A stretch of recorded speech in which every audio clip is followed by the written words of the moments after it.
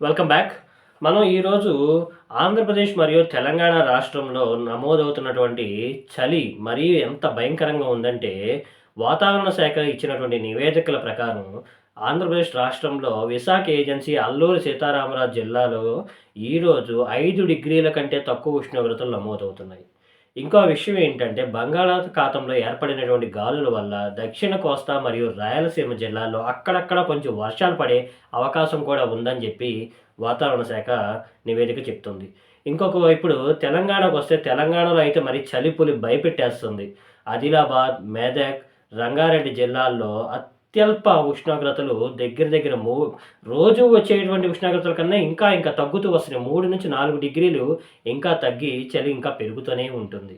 అయితే ఇక్కడ మనం తీసుకోవాల్సినటువంటి జాగ్రత్తలేంటంటే, చిన్న పిల్లలు, వృద్ధులు బయటకు వచ్చేటప్పుడు తీసుకోవాల్సినటువంటి వీలైతే స్వెటర్సు వాడడం చాలా చాలా ఉత్తమమైనటువంటి పని. ఇలాంటి తాజా అప్డేట్స్ నేను కంటిన్యూషన్‌గానే ఇస్తానే ఉంటాను. వీడియో నచ్చితే మాత్రం లైక్ చేయండి, షేర్ చేయండి, సబ్స్క్రైబ్ చేసుకోవడం అస్సలు మర్చిపోవద్దు. Thank you.